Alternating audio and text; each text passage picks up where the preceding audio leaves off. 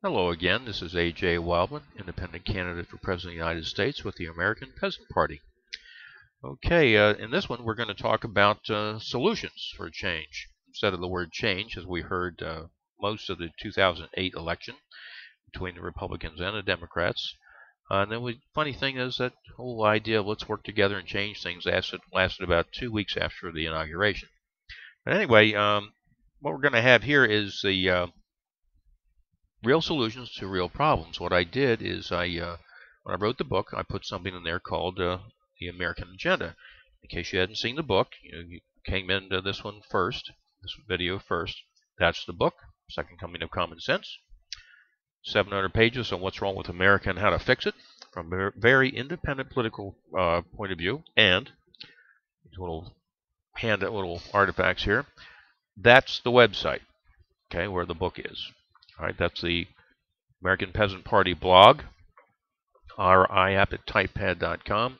You go to that blog site and you click, and the entire book is free on your desktop or your laptop.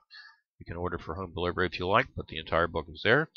I've also taken the 27 proposals and broken them out separately on the blog site, so you can just go in there and click on the one you want. It's also a free PDF. Now, think about this agenda. This is our agenda, and if we do the things talked about in the earlier videos, and we talked about some other videos to come, if we go ahead and run our own candidates against the House and Senate next year, we're going to have our Congress in there, and our Congress will pass these bills. All right, just like that. Their Congress, the ones we have that's in there now, won't even bring these types of things to a vote. They don't even talk about them. So that'll be one of the benefits. And again, the proposals in the American Agenda, which is, of course, now the American Peasant Party platform, the base, although I'm adding some things to it, is either those proposals are intended to either save lives, improve the lives of our citizens, or use our tax dollars much more efficiently, and that's what they do. Again, I have 34 years of systems analysis and problem solving, and that's what it does.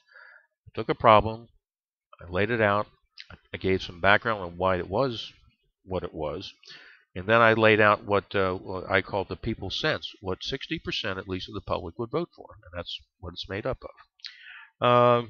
So let's go through a few of them here in a couple of minutes. Proposal number 1 would require 2 amendments to the Constitution. The only things that we would need to do is the president's term would change from 1 or 2 4-year terms to 1 6-year term. In the case of Obama getting reelected this next time, he would serve out his 2nd-year term. Because this amendment would be cut by the Congress and put through under the next Congress, because this really won't go anywhere under the existing group that's in there.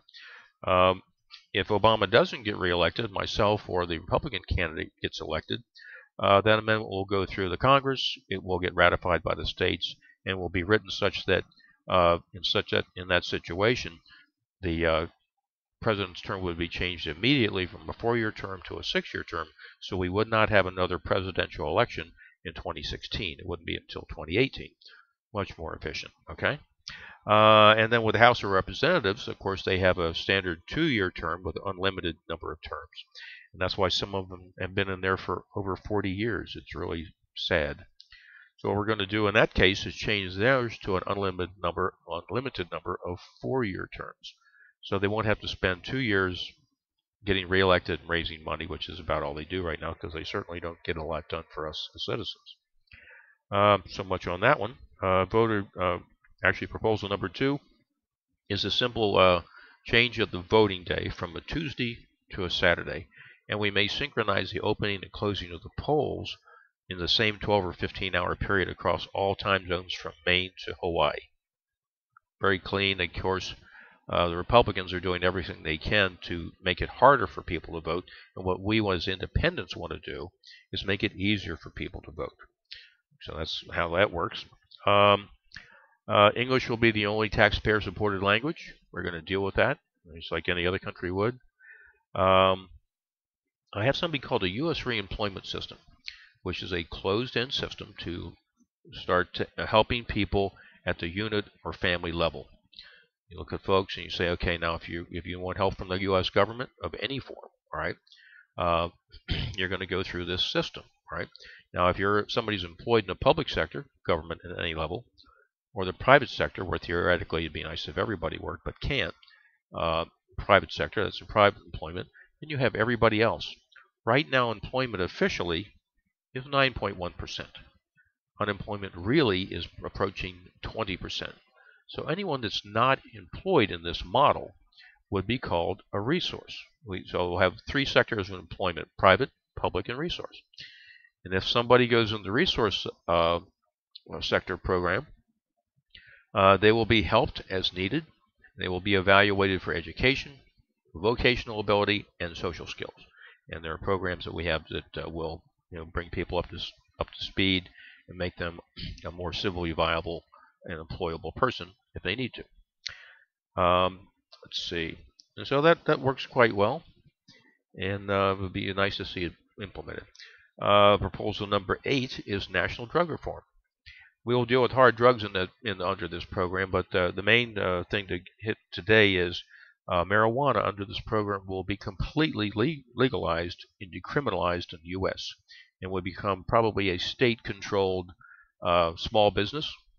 It will not be a big business. It will not be turned over to the tobacco or pharmaceutical industries, which are actually trying to kind of negotiate or wedge their way into that when it happens, because it will happen eventually.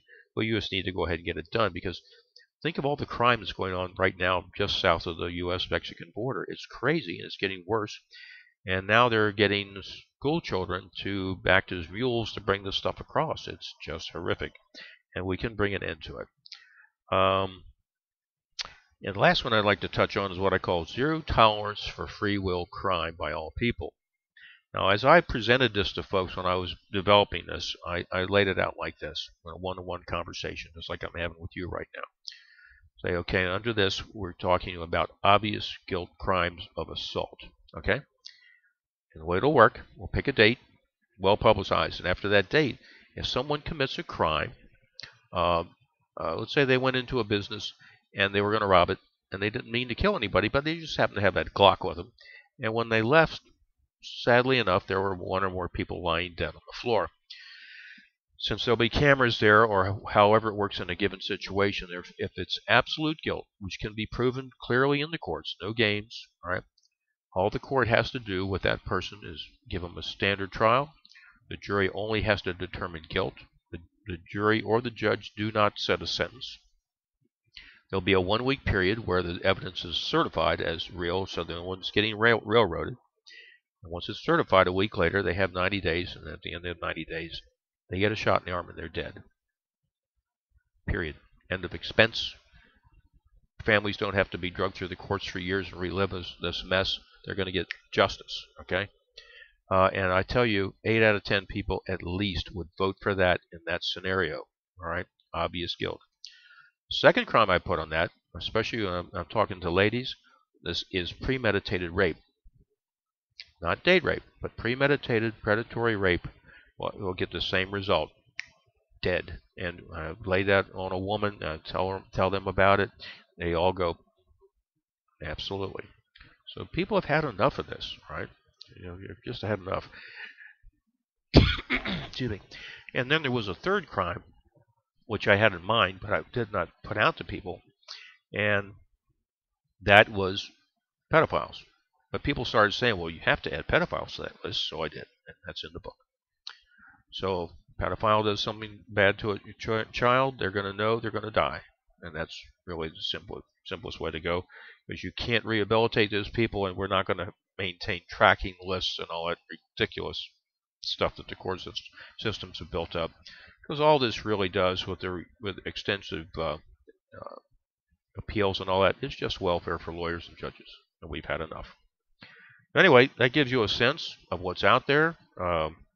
These are meaningful programs. So anyway, I hope you like this. Please go out there and check it out. There's more things like that, and there'll be more coming out soon. So take care, and I appreciate you tuning in. Take care.